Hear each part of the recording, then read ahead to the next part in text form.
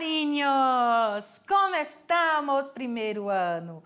Estou aqui novamente e de volta com vocês para nossa aula número 8. Já estamos chegando lá no finalzinho da nossa unidade 1. Eu espero que vocês estejam acompanhando bem, que vocês estejam conseguindo ver a evolução e aprendendo cada dia mais. E hoje, para continuar, nós vamos para os pronomes, a parte 2. Mas antes, vamos ver as nossas habilidades. Simbora? As habilidades de hoje são conhecer a função e uso de artigos, substantivos, adjetivos, numerais, pronomes e advérbios. Utilizar o conhecimento relativo à descrição de pessoas, profissões, relações familiares, gostos e preferências. Na aula de hoje, que é os pronomes parte 2, nós vamos falar sobre os pronombres possessivos, os pronombres interrogativos e exclamativos. E no nosso vocabulário vamos ter os úteis escolares, aquelas coisas que a gente usa na escola, que tem na escola ou ainda que tem dentro da nossa mochila. E na nossa viagem de hoje, nós vamos para Nicarágua. Vamos conhecer um pouquinho das expressões próprias da Nicarágua. Como falamos ontem, iniciando aqui os pronomes, né, de volta, os pronomes, eles possuem inúmeras funções sintáticas. Ele está dividido em diversas classes e subclasses. Então, a gente tem pronome pessoal, pronome demonstrativo e assim sucessivamente. Sempre o pronome antecede o substantivo. Ele vai ter que admitir o mesmo gênero e número dele. Ou seja, todas as vezes que um pronome vir na frente de um substantivo, ele vai ter que concordar em gênero e número com o substantivo, certo?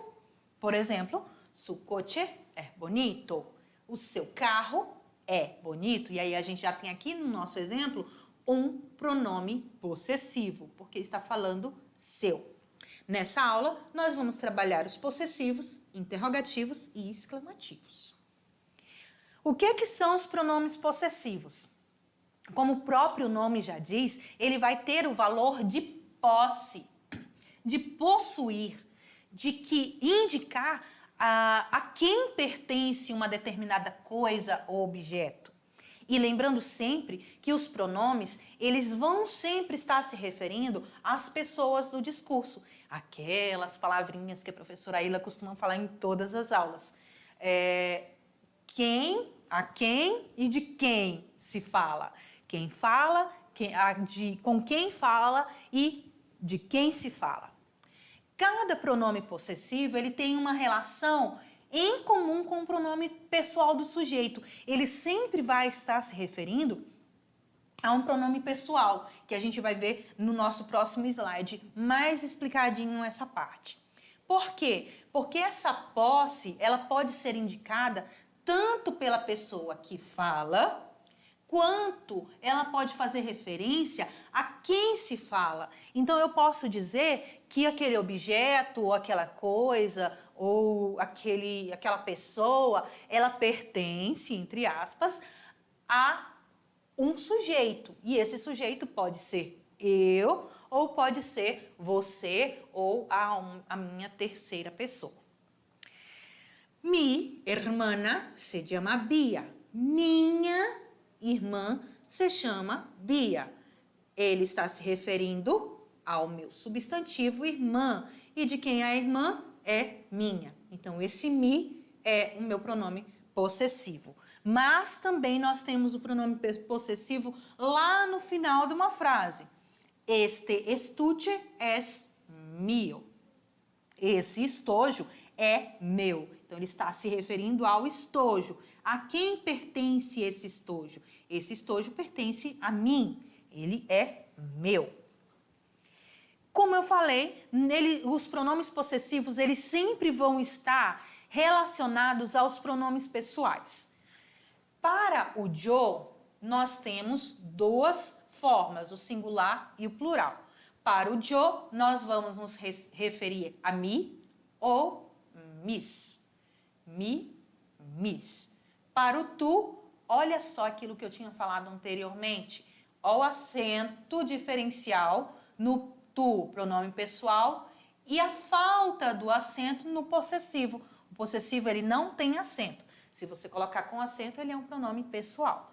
Então, o tu com acento vai ser no possessivo, tu sem acento ou tus no plural.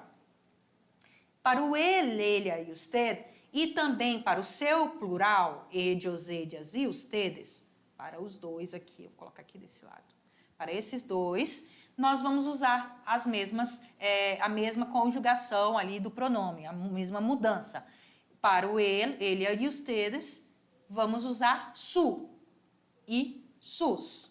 Olha aqui a mesma coisinha, porque a terceira pessoa, tanto do singular quanto do plural, dos pronomes pessoais, eles vão ter o mesmo possessivo.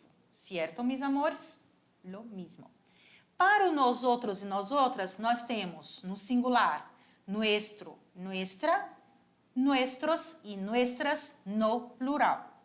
Para o vosotros, nós temos vuestro, vuestra, vuestros e vuestras, que em português seria nosso, nossa, nossos e nossas, aqui vossos, vossas, vossos e vossas, certo? Só para fazer esse paralelo e você saber como seria em português e dar uma lembradinha também. Então, esses são os possessivos de uma maneira geral, tá bom, galera? Esse aqui é de uma maneira geral. Por exemplo, mi vestido é negro e rojo. Meu vestido é preto e vermelho. Nuestra escuela lleva el nombre de un historiador. Nossa escola tem o nome de um historiador. Quem aí estuda em uma escola que leva o nome de um historiador? Faz esse comentáriozinho lá para mim. Diz assim, ai professora, a senhora falou da minha escola, quando a senhora disse que leva o nome de um historiador. E a minha escola é tal. Contem lá para mim, qual a sua escola? Os pronomes possessivos ainda podem se dividir lá como átonos e tônicos. Os pronomes possessivos átonos vão levar junto deles um artigo. Um artigo. El, la, los ou las. O, a, os ou as. Lembrando que isso são os átonos. Yo, para o yo, el mío, la mía, los míos, las mías. Para o tu, nós temos el tuyo, la tuya, los tuyos, las tuyas. Ou ainda, el tuyo, la tuya, los tuyos e las tuyas. Lembre-se sempre que esse Y ele pode ter essas duas variações, tanto com o som de I quanto com o som de J. É mais comum vocês me ouvirem falar com som de J e ouvirem a professora Ila falar com som de I, porque a gente pensa, aprendeu as variações diferentes, tá bom? Mas isso não é errado, isso é completamente aceitável e correto, e em todos os lugares se entendem da mesma maneira, tá bom? Para o ele, ella e usted, nós temos el suyo, la suya, los suyos, las suyas, ou el suyo, la suya, los suyos, las suyas. Para o nosotros, tenemos el nuestro, la nuestra, los nuestros, las nuestras. Vosotros o vosotras, el vuestro, la vuestra, los vuestros, las vuestras. E como ali no slide anterior eu mostrei para vocês, a terceira pessoa, tanto do singular quanto do plural, é a mesma para o possessivo. El suyo, la suya, los suyos, las suyas. Certo? Seguindo, por exemplo, como é que eu vou usar os possessivos átonos numa frase? Eu sempre utilizarei os átonos para me referir a algo que já foi falado anteriormente no meu discurso, ou seja, algo dito para recuperar algo dito anteriormente. Como é que eu recupero? Sem precisar falar tudo de novo, eu vou utilizar os meus pronomes possessivos átonos. Por exemplo, los suyos son muy malos. Mas o que são muito mal? Não sei, pode ser os meus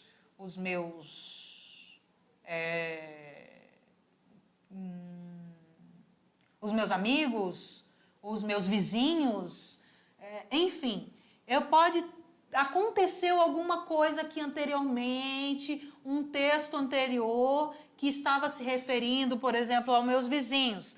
Meus vizinhos, a gente estava falando sobre vizinhos e você começou a me dizer que os seus vizinhos gostam muito de escutar música, que no final de semana eles ouvem música muito alto, e aí eu vou e falo, los suyos son muy malos. Os seus são muito maus, porque eles fazem muito barulho. Outro exemplo, estos peritos son los míos. Esses cachorrinhos são os meus? Vai que alguém está ali andando com os cachorrinhos e aí eu vou lá perguntar se aqueles cachorrinhos que ela está andando serão o que ela vai me dar, né? Esses cachorrinhos são os meus?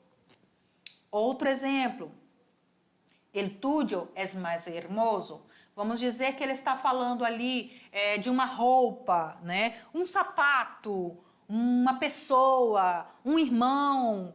Enfim, também teve anteriormente um texto, né, falando de alguma coisa ou de alguma pessoa e eu vou lá me referir àquilo que foi falado. O teu é mais bonito. Eu tô falando, o meu sapato é assim, assim, assim. Ah, mas o teu é mais bonito. Então, eu não precisei falar o teu sapato, ou o sapato que você está me mostrando, o sapato que você comprou é mais bonito. Eu só vou falar el tuyo, porque já subentende-se que foi falado anteriormente. Aqueles pollitos son los nuestros. Então, a gente está ali, tem um monte de pintinho, e eu vou falar, aqueles pintinhos são os nossos. Então, los nuestros, para indicar também alguém ou alguma coisa. Fora os átonos, nós temos os tônicos. Já os tônicos não vão ter os artigos na frente, tá bom? Eles vão vir, são os mesmos dos átonos. Olha aqui, ó, no quadrinho dos átonos. Mesmo. Mas, porém, contudo, todavia, entretanto, não tem o artigo. Para o yo, utiliza-se mio e mia, mios e mias. Tu, tuyo, tuya, tuyo, tuyas. Ella, suyo, suya, suyos, suyas. Nosotros, nuestro, nuestra, nuestros, nuestras. Vosotros, vuestro, vuestra, vuestros y vuestras. Ellos, ellas, ustedes, suyo, suya, suyo e suyas. Por quê? Porque a terceira pessoa, então, ele repete. Por exemplo, Mário é um amigo mío de Nicarágua. Então, o meu pronome tônico, ele vai necessitar de um complemento. Ele vai estar normalmente no meio de uma frase ou no final de uma frase, tá? E aí eu tenho aqui, Mário é um amigo meu de Nicarágua. Eu não vou dizer Mário é um amigo mi, é um amigo mi de Nicarágua, porque mi é a mesma coisa de meu ou mi, não, é mio. Mi classe de matemáticas é hoy. Quando tenés la tuya? Olha aqui novamente. Aqui eu já venho mostrar para vocês os outros dois pronomes. Nessa frase, nós não possuímos o tônico. Nós possuímos o pronome pessoal, mi classe, minha aula de matemática é hoje. Quando você vai ter la tuya? O que é la tuya? la classe de matemáticas, certo? Então, ele está ali se referindo novamente a algo que foi falado anteriormente no meu discurso. Outro exemplo aqui embaixo, já voltando para os meus possessivos tônicos. Estos úteis são míos e aqueles são suyos. É algo que está ali perto de mim, então eu vou indicar. E aí, ó, podem perceber que eles estão ali precisando de um complemento e eles estão no meio e no final da minha frase. Esses úteis escolares ou esses materiais são meus e aqueles são os seus, certo? Novamente, nós temos o mesmo uso aqui. Esta moto es mía. E como eu falei anteriormente, nessa frase nós temos o tônico e nós temos o átono, que vai novamente falar de algo que foi falado anteriormente, para evitar repetir tudo. Esta moto es mía. Pronome possessivo, átono. Pronome possessivo tônico. La tua o quê? A tua moto. É um pronome possessivo átono. Está en el jardim. Essa moto é minha, a tua está no jardim. Conseguiram compreender? Conseguiram, assim, tentar assimilar o que não é, onde é e onde não é, onde usa, onde não usa? O uso é igual do da língua portuguesa, tá? Não tem problema você fazer esse paralelo. Se você compreende os usos dos pronomes possessivos em língua portuguesa, você também vai compreender e utilizar em língua espanhola muito facilmente, tá bom? Então vamos seguir. Seguindo, vamos falar agora dos nossos interrogativos. Os interrogativos são bem interessantes. Olha só, eles são aqueles que nós utilizamos para quê? Para fazer perguntas. Só que essas perguntas, elas têm duas formas de aparecer. Elas podem ser diretas ou indiretas. Todas as vezes que as perguntas forem diretas, elas vão vir encabeçada pelo sinal de interrogação. Como é esse sinal de interrogação? Na frente vai ser de cabeça para baixo. E no final, fechando a pergunta, de normal, de cabeça para cima, ou de sei lá como é que você pode falar. Mas, enfim, as diretas, nós utilizamos os sinais de interrogação. No início da frase, no final da frase. Início da pergunta, final da pergunta. Já as indiretas, não. As indiretas, nós não vamos utilizar os sinais aqui de pontuação. Nós vamos simplesmente identificá-las através da sua acentuação. Olha só. A direta, encabeçadas pelo interrogativo e com sinais de interrogação, ou de forma indireta, com o pronome interrogativo exercendo função de enlace subordinador. É porque o meu pronome interrogativo vai estar ali no meio da minha frase, precisando de um complemento, precisando de um subordinador para poder lhe fazer sentido. Olha só nos nossos exemplos. Que dia empieza el verano? Olha, nosso que aqui e o nosso sinal de interrogação. Essa é uma interrogativa direta. Me perguntou que passava. Aqui nós temos outro que interrogativo, mas é uma interrogativa indireta. Por quê? Porque ele está falando com alguém, olha que absurdo, você acredita que ele me perguntou o que estava acontecendo?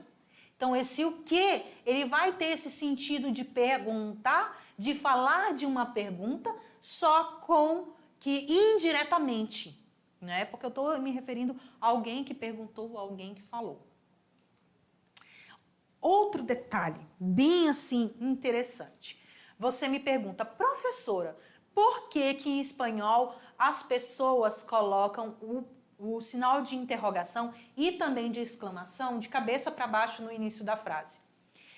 Essa curiosidade é muito interessante.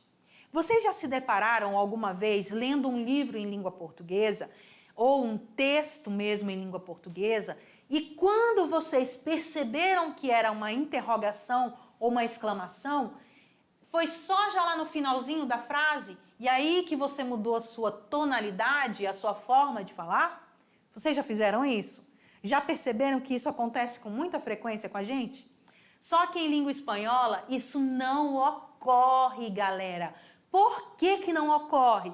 Porque eles muito espertamente colocaram o sinal lá no início da frase, onde eu já tenho que mudar a minha tonalidade. O meu sentido de fala, o meu sentido de leitura para uma entonação de interrogação ou uma entonação de exclamação. Então, eles colocam de cabeça para baixo para informar o leitor que ele precisa prestar atenção que aquilo lá é uma pergunta direta ou uma exclamação. Legal, né? Vamos a mais exemplos de interrogativos.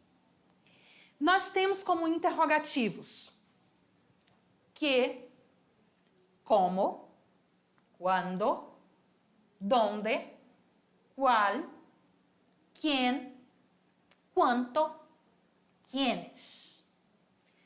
Observem que todos eles são acentuados. Por que que eles são acentuados? Porque todos os interrogativos e todos os exclamativos são acentuados. Quando eu pergunto, como usted está? Ou como ustedes están? Na minha resposta, eu posso falar, nós estamos bem, ou então, como estamos é mais ou menos. O porquê ou o que é isso? Isso é tal coisa, tal coisa. Quando nós temos uma frase afirmativa, nós vamos encontrar o que, nós vamos encontrar o como, nós vamos encontrar o quando, o donde, o qual, quem, o quanto ou quienes. Só que quando ela é afirmativa, ela não é acentuada. Todas as vezes que for acentuada, nós vamos saber que ela é interrogativa. Por dois motivos. Primeiro, se for uma interrogativa direta, a gente já tem essas duas indicações, as interrogações e o acento. E se ela for uma interrogativa indireta, você vai saber que ela é indireta porque lá no meio vai ter o pronome interrogativo ou exclamativo acentuado. Então, se tiver acentuado, ela é uma interrogativa ou exclamativa indireta. Olha só, o que a nossa bonequinha está ali pensando. Olha as perguntas que fizeram para ela. Que compraste? ¿Quién tiene la llave? ¿Quién tiene la llave? ¿Dónde está tu amigo? ¿Dónde está tu amigo? É interessante vocês repetirem, viu? Porque você, ouvindo a pronúncia e tentando repetir, vai ficar mais fácil para você entender. ¿Cuál de ellos es tu novio? ¿Cuál de ellos es tu novio? ¿Cuántos libros tienes? ¿Cuántos libros tienes? ¿Cómo vamos a Madrid? ¿Cómo vamos a Madrid? Quando te casas? Quando que você se casa? E aí ela vai responder a última pergunta. Ella me perguntou quando vou a casar. E essa resposta da minha bonequinha é uma afirmativa ou ela é uma interrogativa indireta? Ela é uma interrogativa indireta exatamente porque nós temos o quando aqui acentuado e no meio da pergunta. Seguindo. Agora, nós vamos a um pouquinho de vocabulário. Tudo bem para vocês? Foi tranquilo? Foi bem entendido? Foi bem explicado? Vocês ainda têm dúvidas sobre os interrogativos possessivos e interrogativos? Pronomes, perdão, possessivos e pronomes interrogativos e exclamativos? Se vocês tiverem dúvida, não se acanhem, tá? Eu sempre vou repetir isso em todas as aulas, não tem problema. Pode mandar pergunta para mim, pode me perguntar, pode perguntar para a professora Ilha. Nós vamos ter o maior prazer em responder a vocês qualquer pergunta. Agora nós vamos para o nosso vocabulário de hoje. Vamos aos útiles escolares. Simbora. Os utensílios escolares. Temos o que aqui? Temos um caderno ou um livro, na verdade. Não é um caderno, professora. O primeiro é um livro. Como é que é livro em espanhol? Libro. Libro. Libro. Lápis de cor. Lápices de colores. Lápices de colores. Agora sim, nós temos um caderno. E caderno em espanhol é quaderno. Quaderno. Olha o meu R vibrando aí. Quaderno. A próxima imagem é uma pasta. Pasta de guardar documento, de guardar atividades. Aquelas pastas que às vezes tem um elásticozinho. Pasta, que a gente guarda as coisas. Se chama carpeta. Carpeta. Olha o R vibrando de novo. Carpeta. Nós temos a tesoura. E como se diz tesoura? Se diz tijera. La tijera é a tesoura de cortar papel, de cortar tecido. Qualquer tipo de tesoura é tijera. Agora, olha esse aqui. É muito legal. Nós temos o quê? Apontador.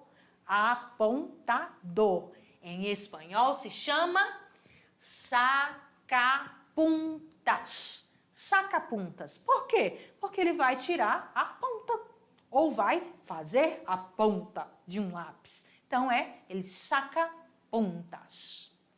Olha só um falso cognato que eu trouxe para vocês aqui também em útiles escolares. A borracha.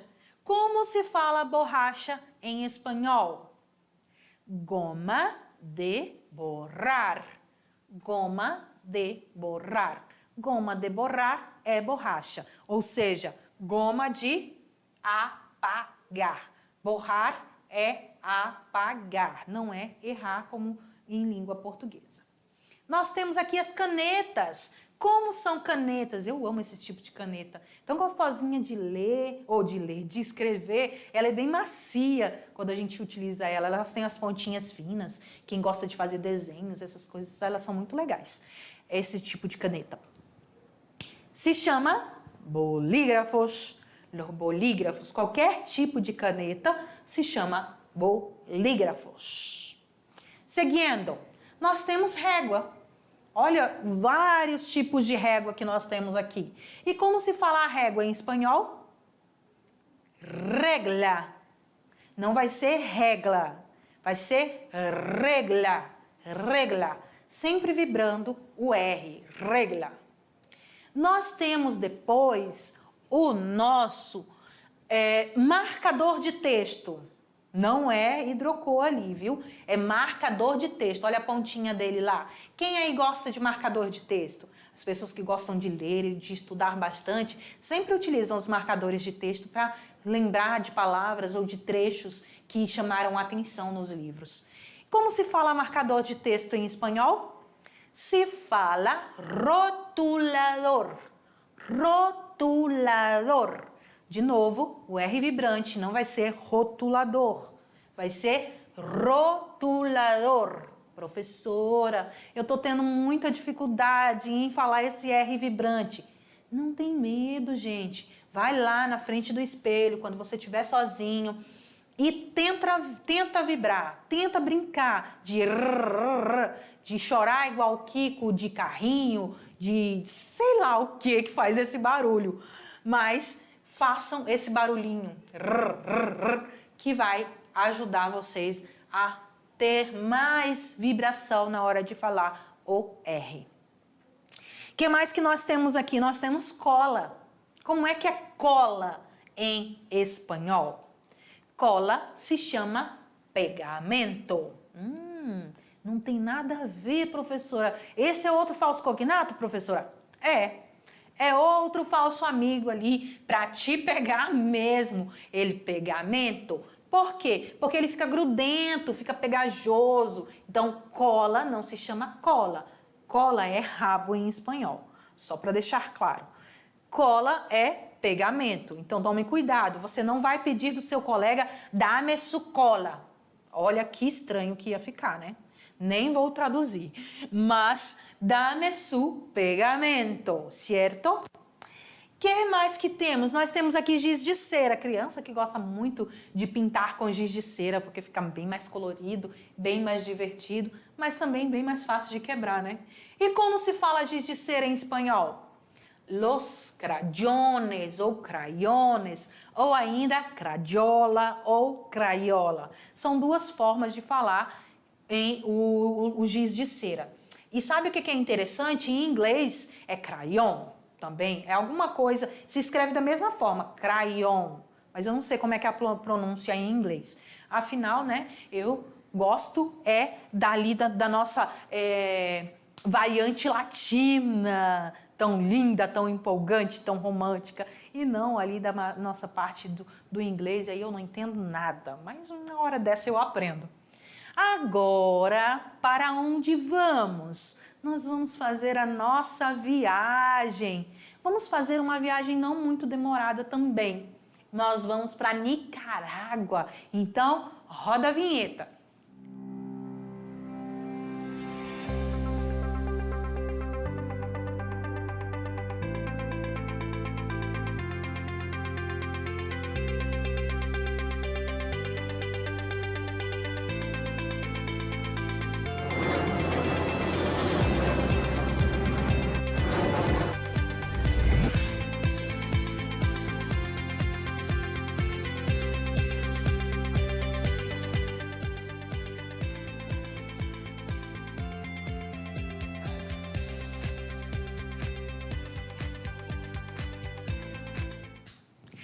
Meus amores, e aí, viram para onde a gente vai hoje? Nós vamos para Nicarágua. Olha a Nicarágua aqui atrás, um dos pontos turísticos de Nicarágua. E antes de a gente começar com as expressões, eu vou pegar minha colinha hoje. Que hoje eu preciso de uma colinha, porque tem um monte de coisa interessante da Nicarágua para contar para vocês. Então vamos lá. O que a gente tem de interessante sobre a Nicarágua para contar? A Nicarágua não existe na Nicarágua não existe nome de rua. Vocês sabiam disso? Não tem nome de rua. As ruas são contadas como a Praça X, a Praça Fulano de Tal, que fica na terceira rua ou na terceira quadra ao norte, você vira à esquerda. Olha que estranho. Já pensou a dificuldade que um carteiro tem para poder entregar uma carta ou uma conta? Porque hoje em dia, carteiro nem entrega mais carta, né? Devia mudar o nome para conteiro, porque ele só entrega conta, não entrega carta. Mas isso é outra conversa. Então, uma das curiosidades é essa, que na Nicarágua nós não temos o nome de rua. É sempre quadra tal, a 3 quadras ao norte, ao sul, ao leste, à direita, à esquerda, acima, abaixo e assim sucessivamente. Na capital, a capital, no ano de 1972, ela foi totalmente destruída por um terremoto. Olha que tragédia, gente! Mas hoje em dia, a Nicarágua continua sendo um país lindo, um país maravilhoso, com construções magníficas, que ninguém consegue acreditar que no ano de 1972 foi tudo destruído e eles conseguiram reconstruir tudo e deixar tão belo ou mais belo quanto antes, como antes. Só que mesmo assim, a cidade continua tendo uma sensação e um jeitinho de cidade fantasma. Porque apesar de toda a mudança, de toda a reforma, ainda tem aquele sentimento de perda e de destruição. A Nicarágua é o maior país e também um dos mais pobres da América Central. Embora eles tenham conseguido reconstruir a sua cidade, a sua capital, Nicarágua ainda é uma das cidades mais pobres da América Central. Mas mesmo assim, também é uma das maiores. A Nicarágua, ela tem o nome de Terra de Lagos e vulcões. Por quê? Também é mais um país latino, mais um país ali falante de língua espanhola, colonizado pelos espanhóis, que possui imensos vulcões e uma grande quantidade de vulcões. 5 desses principais vulcões estão estampados na bandeira do país, na bandeira da Nicarágua. Se você observar a bandeira da Nicarágua, tem o desenho ali, você pode até achar que é montanha, mas não é montanha, são 5 vulcões. Não se sabe verdadeiramente por que o país recebeu o nome de Nicarágua, já que os registros indígenas eles se perderam justamente por causa de toda a destruição que aconteceu lá naquela época. Mas dizem as lendas, contam os antigos, que vem de Nik-Atinuak, uma língua, um dialeto indígena, e essas palavras do dialeto indígena, Nik-Atinuak, que significa aqui junto à água. Outros estudiosos ainda sugerem que seria Nikan Nuan, que quer dizer aqui estão Nuan, que Nuan era um povo indígena que foram os primeiros habitantes da Nicarágua. Então a gente fica ali na dúvida, será que é, será que não é? Eu acho que a segunda opção está mais próxima de parecer, de ter derivado daí do que a anterior. Nós temos também que muitos afirmam que o lago Cotiboca é o lar de uma única espécie de tubarão de água doce do mundo. As pessoas lá nesse lago é o único lago que possui tubarão de água doce, já mesmo ali daquela região, próprio de lá da região. Embora estudos recentes indiquem que esses tubarões pertencem a um grupo chamado tubarões-touro, que é comum no Caribe. Então essas são algumas das curiosidades que nós temos sobre a Nicarágua. Se você quiser saber mais, então não perca tempo e vai lá pesquisar um pouquinho mais da Nicarágua. E se descobrir alguma coisa interessante, me conta que eu vou ter maior prazer em aprender mais ainda sobre esse país com vocês. Então vamos lá para as nossas expressões. Tchekla, ou perdão, cleta, cleta. Cleta já é uma diminuição de bicicleta e é como eles chamam bicicleta. Um bacanal. Bacanal para um brasileiro seria uma coisa assim, uma festa bem mundana, uma festa muito que não é recomendado, tá? Mas para eles qualquer tipo de festa se chama bacanal. Bacanal para eles é o piseiro nosso. Uma pessoa bolo é uma pessoa bêbada ou embriagada. Eu vou al pegue, eu vou para o trabalho, ou eu tenho um pegue, eu tenho um pegue, eu tenho um emprego. Eu comprei um pinche, e não foi um cachorrinho. Oh, perdão, eu comprei um pinche não. Este ninho é muito pinche. Ele não é que ele é um cachorrinho pinche daqueles barulhentos que faz muito barulho. É porque ele é tacanho, ele é avarento, é uma pessoa que não gosta de dividir nada. É uma pessoa suvina. Conhecem alguém assim? São pessoas desse tipo, são os pinche. O que será que tem? Será que tem alguma coisa a ver com o nome daquele cachorro barulhento? Acho que não. Mas enfim. E ainda nós temos também o nome que eles dão para cerveja, que é bicha. Bicha é cerveja. A nossa viagem aqui, eu vou mostrar para vocês as nossas referências bibliográficas E nessa nossa viagem hoje pela Nicarágua foi bem rápida, porque a gente não podia também se estender muito, justamente porque a gramática ela estava ali bem recheada e o nosso vocabulário também bem recheado. E a gente se vê daqui a pouquinho na nossa aula de revisão. Um beijo, meus amores, e hasta pronto!